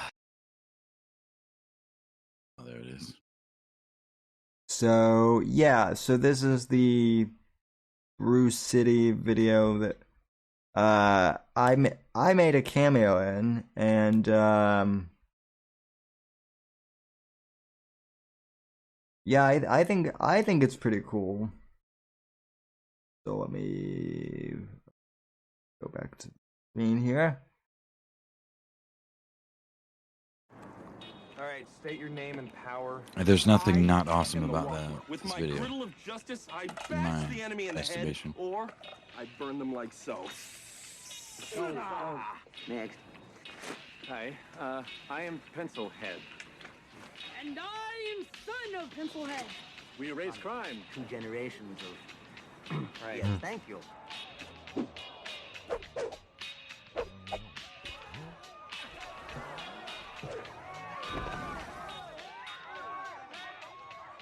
I'd say there's potential. Okay, I might have to mute. I just realized I might have to mute this because Smash Mouth is, playing, and I don't want to get copyright struck. But yeah. Oh yeah, we can't hear it. I can't hear it anyway. Oh, never mind. I can't hear it I wouldn't hear it. Yeah. So. Yeah, maybe not. Well, I mean, she's got it on her channel, so. Yeah, but I think it's slightly different for live streaming. Yeah, you're probably right. She's a Kiss fan in Milwaukee, Wisconsin. So I'm wondering if she knows. I'm wondering if she knows my friend Rob, who's kind of a nerd, and she might. But my friend Rob isn't on Twitter anymore, so I'll have to text him and see if she might. But yeah. But no, this is my first time seeing like all this footage that she's filmed for like years and years and years. It's incredible. So. She's a baby in most of it, and it is awesome. I mean, literally a baby in some of it, but she's just an adorable, goth teen. Yeah. The rest. Knock it off. Grabies, be nice to your daddy. They have. Never mind. I'll be right back.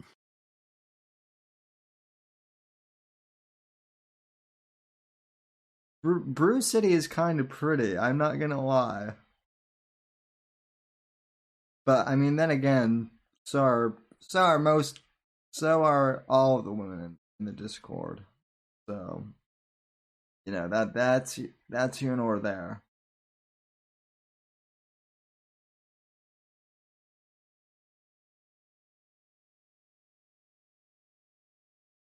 Yeah. So let me see what the chat is saying. Clipped. Alan just got you, dude. I mean, I'm sure Alan isn't the only one who's clipping me. I'm sure I'll be on. By the way, Cash App Brew City Synth. And also streamlabs.com/Whitfield Report. You're welcome. And actually, I was taking a drink. I was going to say that. Yeah. Also, I should probably put my Cash App handle on the stream too. So.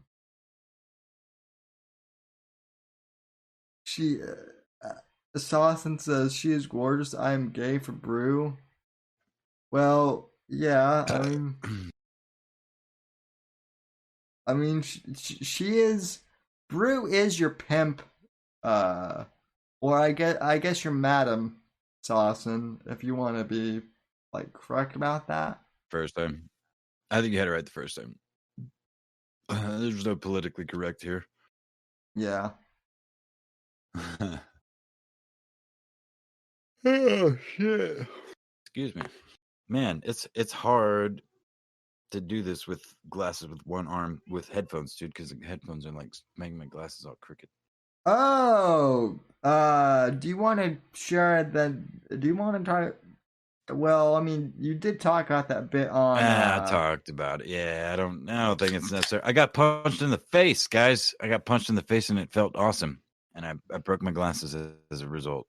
Well, I didn't break them. The fist that punched me in the face broke them. He got into a bar fight defending, women. He's no longer Apex Gamma, folks. He is Apex Sigma now. I was practicing. I will mind you, sir. I was practicing the ancient Buddhist art of blocking punches with one's face. Don't you ever disparage me like that again on air, sir. That's what Johnny said last night in the DZ. So what's that? That you were blocking punches with your face. Yeah, exactly. That's exactly what I was doing. So. Mm-hmm. And not a big deal. Dudes get punched in the face sometimes. It's good for them. Everybody should get punched in the face sometimes. It's good for you. That is the one thing that I will agree with Gap and McGinnis on. So. No, I mean it's actually I don't mean necessarily like specifically being punched in the face, but like conflict is important for our existence as humans. You have all this complacency and like comfort and ease of access of all the fucking shit we have. Like if we don't deal with some real conflict, like struggle, like legitimately struggle sometimes, dude, we're fucked. That's why I think that's why people I mean I think that's why dudes specifically the aggression thing has been such a stereotype for so long, is because the competition. It's why like the locker room at the end, which maybe not everybody would have an understanding of, but you can at least maybe perhaps comprehend, like the locker room at the end of a football game is dead most of the time, even when you win, because all of that adrenaline dump, even in those young kids, it's like, you round the fucking, defensive tackle and you get a fucking sack 2-3 times. I mean, there's all kinds of shit that happens. It's all competition. It's all about, some people are trying to hurt other people, but generally speaking, you're just trying to win. You're trying to do your job as best you can. And when you do it, you did it better than the other guy, and that's a win for you, and that's an adrenaline fucking pump. It's the same thing with fighting in a bar or in public or whatever. Alan wants to know, did you say you walked into the wrong saloon, partner? You rocked into the wrong gay bar there, buddy.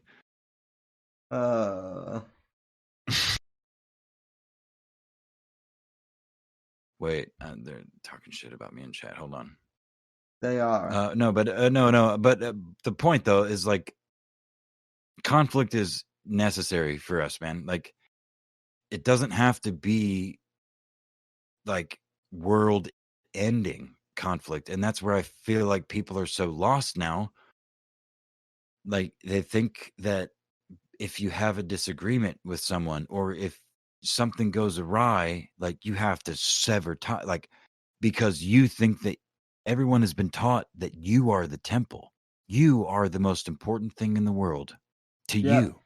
Nobody else matters. You're all that matters. What you want to be, who you are, that's all that matters. It's just when when you. Good. Yeah, no, I'm agreeing with you. It's just when you just do it, all those slogans. So. No, it's the thing though is we're at about a generation and a half, about 25 years into that parental methodology.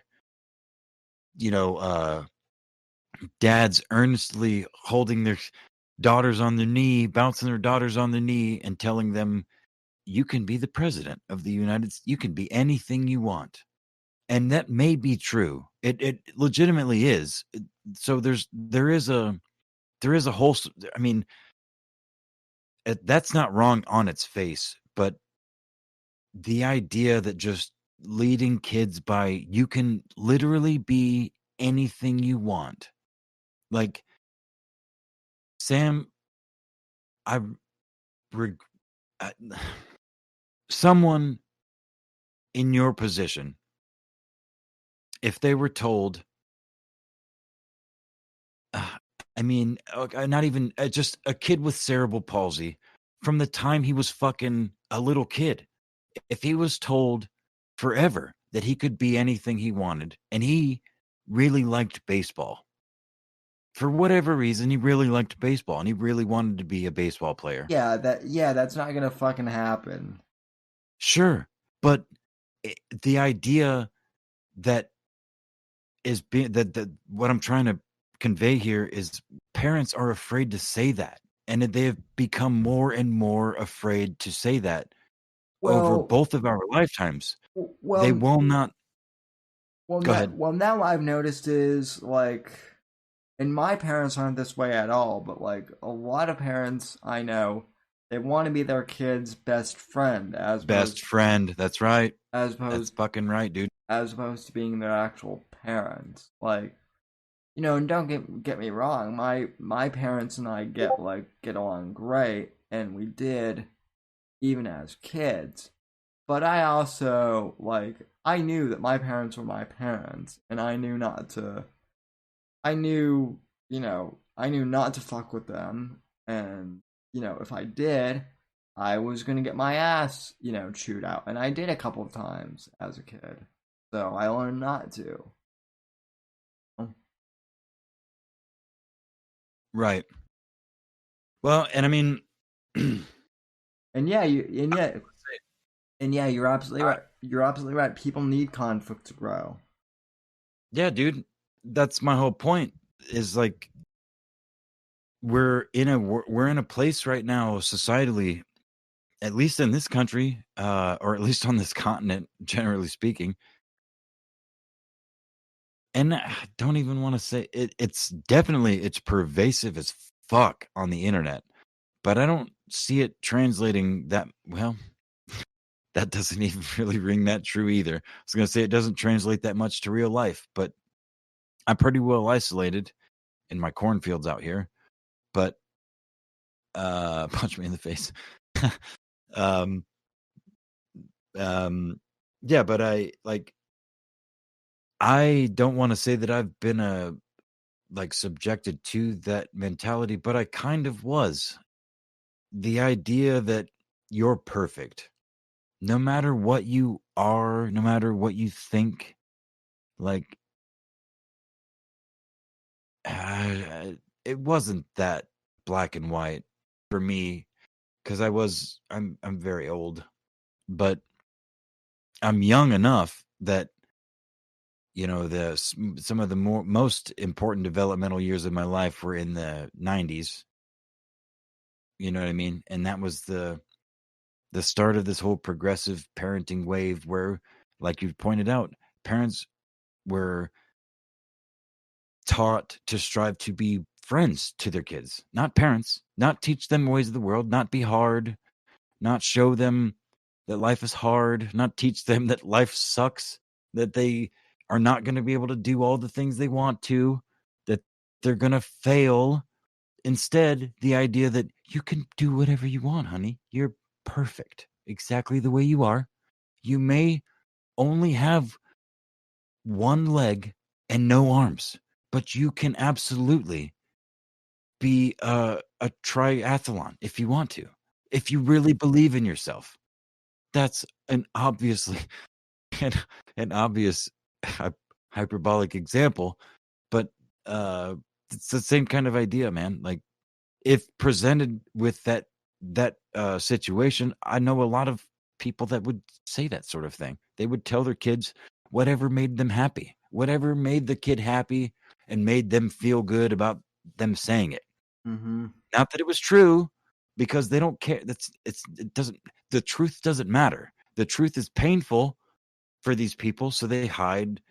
It's a whole idea of hiding in this little bubble, and it's good to mask some truth from certain people, especially youth. You shouldn't expose the horrors of the world to kids as early as they can understand it. You should find ways to eke that in, but Yeah, no. I mean, the opposite is not the answer. You should not shield them from all of the painful things in the world, which is exactly where we're at, dude. I mean, we're probably 20 years into this mentality of parenting. I have not met I shouldn't say a single. I have met very few parents my age, even a few years older, and especially younger, that have any concept of the way like I was raised. Punishment, a delayed gratification. The kids get what they want because to make them stop crying, and they don't get spanked because they're afraid of them being afraid of physical contact or some tangential nonsense that they make up in their head. I don't. Of course, you don't beat kids, but violence exists in the world. Everyone, and if you want to tell your kids, teach your kids that if they do the worst possible things that they can do, by their understanding, and violence will not be in the picture, they're going to grow up to be fucking psychopaths. Most likely. They will have no concept of consequence, real consequence. They'll think they can get away with whatever the fuck they want. And that's kind of where we're at. Well, and kind of circling back to one of the topics that, that we're getting to is, you want to know why cancel culture is happening now is because all these little, shits out there who are complaining on Twitter about, they don't like Gina Carano's, political opinions or whatever. As much as I hate to say this, there are nuggets of truth in the.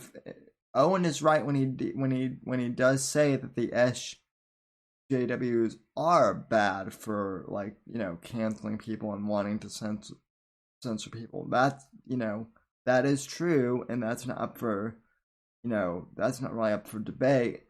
But then again, that also doesn't justify what Owen or Vox do, at all. But again, kind of going back to your point, Apex, I think the reason why cancel culture is prevalent is because all these people are really kind of bored, so they're just making up conflicts. Like, oh, I don't like what so and so is saying, so I'm gonna make sure that he or she won't have a job.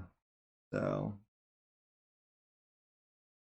I don't know if that made sense. I'm a little buzzed, but hopefully it did.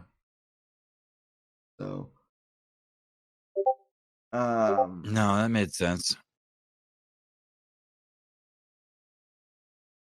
I'm gonna have to. Well, I don't know what studies Sonny is citing in the chat there about spanking being scientifically studied at length to be very detrimental. But I would wager that those parents fucking hated their kids. Because when my parents spanked me, the handful of times they did, they made it very clear that, well, at least one time, and the one time that stands out, that it hurt them more than it hurt me. It's not something they wanted to do. Yep, they didn't like doing it. They did not want to spank me, but I left them no choice. They took everything from me that they could take from me. They took at that point in time, I didn't even there was no computers. I had TV. I had outside. I had friends. I had four-wheelers. I had a bicycle, a skateboard, all of that shit. I'd sit in front of the fucking fireplace and read a book. And when that wasn't enough, and I was an asshole then and talked shit then. I mean, again, in the real world, violence is the end game. When you fuck up, when you push the boundaries far enough, violence is what happens. It's not the answer. It's never the answer, but it is what will happen. And no matter what, it is an option. It is the end game. You will die or you will kill. That is that's the pinnacle of where we are. I mean, it's not civilized. It's not comfortable to think about, but it is the reality that has to be sown into children. To protect them from violence is to make them weak. It's not like, I'm not saying beat your kids. That's literally the opposite of what I mean. I mean, nurture the fucking shit out of them, but don't stop short of violence. You have to teach them that. They have to understand that. And spanking may not be the answer. Maybe showing them something. Maybe, I mean, every parent and every kid is different. You know, I'm not saying there is no one solution for anything. I don't care. It's why I hate corporations. It's why I hate working for corporations, because they all think they can fucking figure it out in a boardroom through some shit, and it'll all work all across the board. And it makes sense on paper, but it doesn't work, you know, in the field. And it's the same kind of idea with parenting. Every kid is different. Every parent is different. And that kid is of that parent, those parents, and they make those decisions. But I think it's just the idea. And I had this argument many times over the past decade, that it's not about like using it as a thing. Right. It is just not excluding it as an option. You just can't exclude it as an option of some form of punishment. You have to figure out how your best way to interpret it or to incorporate it as a parent, as a punishment. And hopefully you don't have to use it, but I guarantee you most of you will. I mean, because kids are kids, dude. They have no boundaries. Well, The world, as I mentioned earlier, the world should be their oyster, and it's your fucking job to teach them where the boundaries lie. And if you want to pretend like, okay, no, you do whatever you want, and no pain is ever going to come to you physically, then, then that's fine. Then they'll exist for 17, 18 years under that wing. They'll go out into the world and they think they're fucking invincible, and they'll get shot or fucking beat to death or something worse or nothing at all. I mean, there's again, it's the same spectrum of possibilities that we started with exist here too. Maybe nothing happens. Maybe they exist forever as a fucking meek little nothing, and are outwardly happy, but are dead inside. You don't know. You're happy. It's all about striking a balance, right? Like my dad grew up in the 70s, and my grandfather like gave him the belt, which was a thing back then, but also like he did more than just that. Like my grandfather did kind of go a little hard, in the teeth, and then like because of that, like I will admit, like my dad also, as far as like emotionally, as far as that went, like my dad could like emotionally get like a little extreme with me and say like really fucked up things on occasion, which he has since apologized for, right? But even so, I mean, I turned out okay, somewhat. So, well, and Sonny says in the chat that parents shouldn't be perpetuating it onto their children, though. And her parents spanked her, and she doesn't spank her kids. Put put them in MMA classes to teach them how to handle violence. That's what they did, her and Jeremy. Okay. Now, how exactly does that teach them to handle violence? I mean, okay, I guess if you trust the person you're sending them to teach them MMA, that's fine. If you're willing to hand that off to somebody else, but that's, I mean, that's just like sending your kids to public school. I guess even to a finer point, actually, because it's a much finer discipline, and you're not teaching them knowledge, you're teaching them discipline, you're teaching them that is a fundamental. Even that, it's not how to deal with violence, that's how to react to violence physically. It's not how to deal with it emotionally. That still needs to happen at home, or it'll happen at that gym by some fucking dude you paid to teach them how to throw an armbar or whatever. I mean, I just don't think, again, I'm not arguing against not beating your kids. Like, I don't think that's the answer. I just think that omitting the idea is bad. Omitting the idea of teaching your kids that violence exists through punishment via some sort of physical punishment is wrong. I don't think, because if you can't do it to them, they're never going to understand what that means from you. I agree. By my understanding, guess what? I don't have any kids, but I've raised more than I have. And I had a bunch of siblings. I'm not saying that I'm right about any of this shit. I just I just just saying. That's great. Mm-hmm. But Yeah, I know. Okay, yeah. See, so Sonny, and the Interest of Stuff family have a go-to martial artist that taught Jeremy and is now teaching their kids. That's fucking awesome.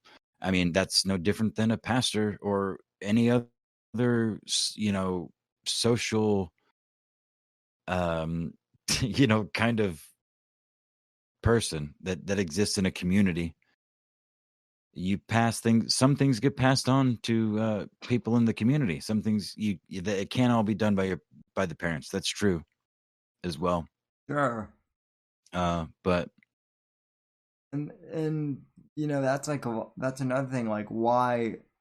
Like, for me, being a Boy Scout was so good too. Was like I got to be around other dads, in the neighborhood who were, like really good role models and whatnot. So I got to learn from them too.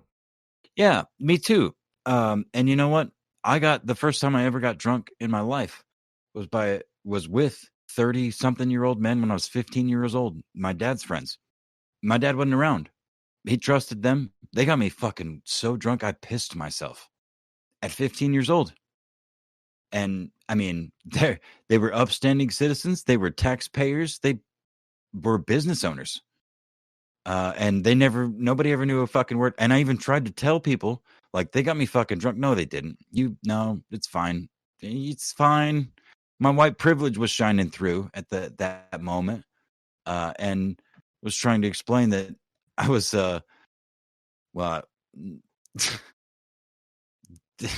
I was abused. They fed me fucking alcohol in a funnel and, mocked me as adults as I was a minor. But no, I mean, so they were trusted and they continued to be trusted because I'm a kid. What the fuck does my opinion matter?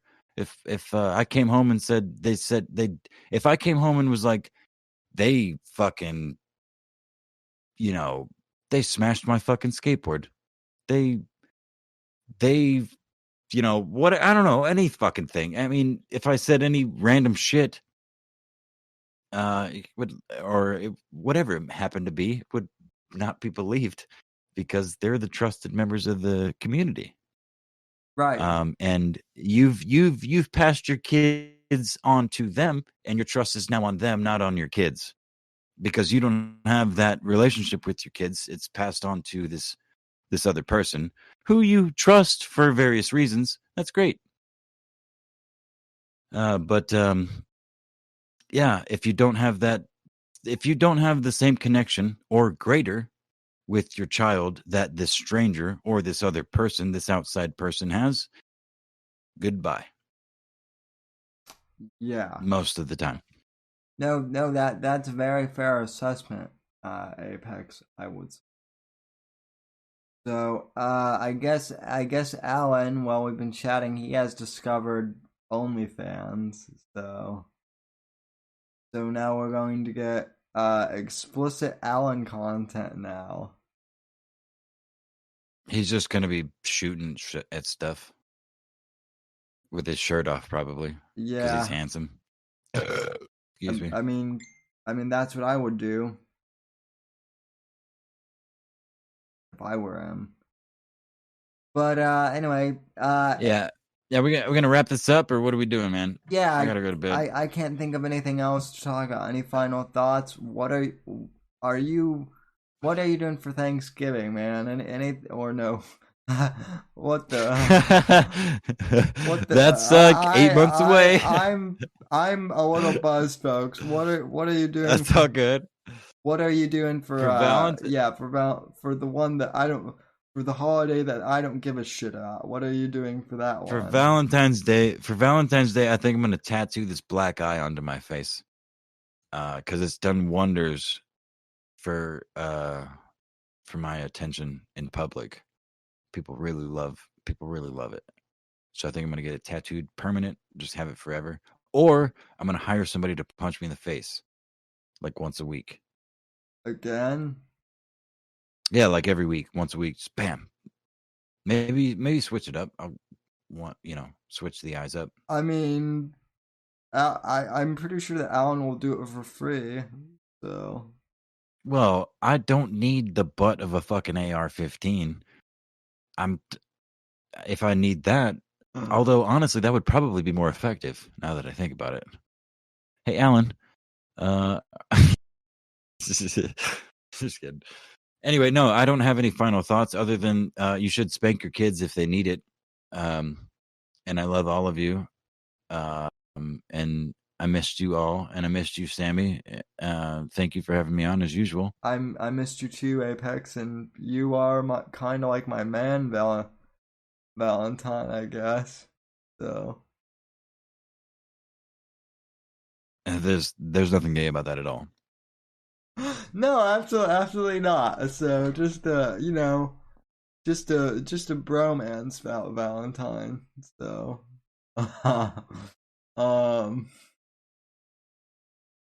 so yeah, especially with that awkward pause. But I don't know.